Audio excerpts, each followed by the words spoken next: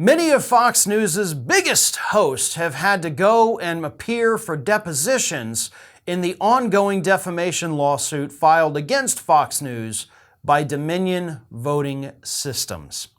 So last week, we had Jeanine Pirro and Tucker Carlson. This week, we have former Fox News host Lou Dobbs and current Fox News host Sean Hannity.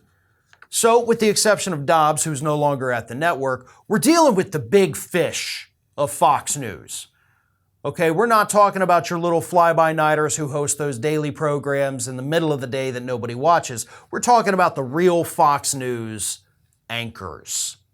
And by anchors, I don't mean they host the show. I mean they're the ones who keep the network alive. And they're all having to go and testify, sit for these depositions.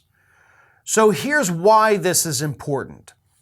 Dominion is not accusing all of these hosts and former hosts of engaging in defamation outright.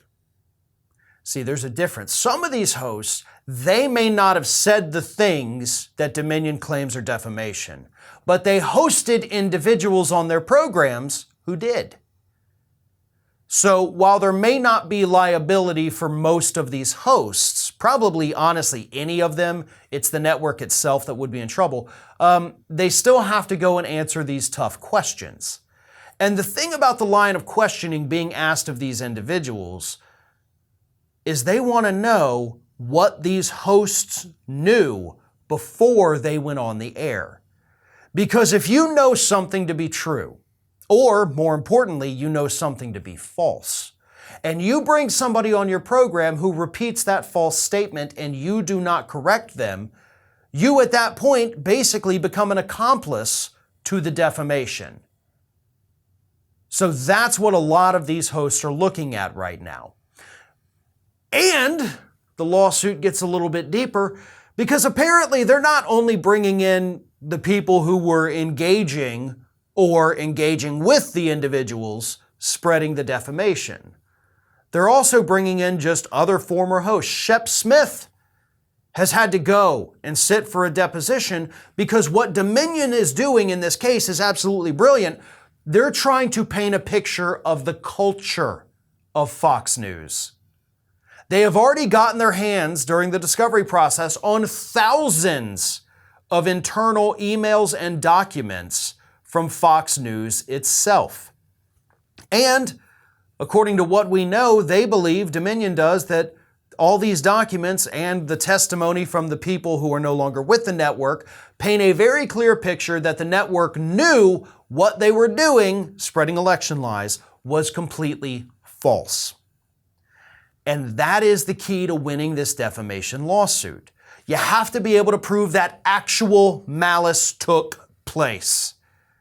Meaning, Fox News knew they were lies, but let them fly anyway because they wanted to, because it was good for business, regardless of the consequences.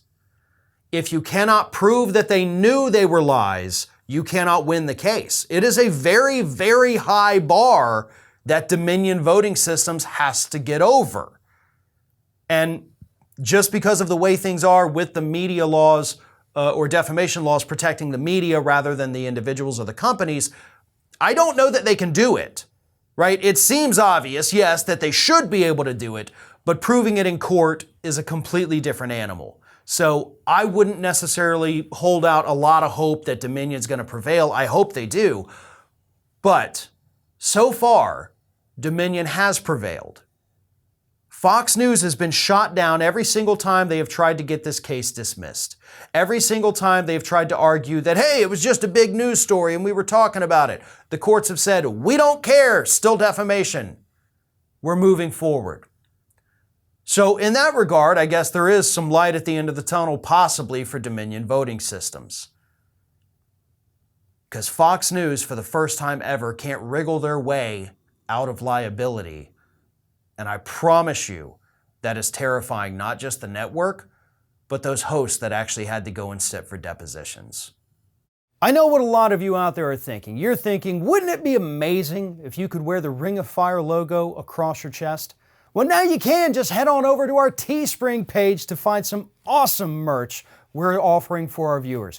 We have more designs that are going to be added in the near future, so just follow the link in the description or take a peek at the shelf of merchandise under this video. Thanks for watching.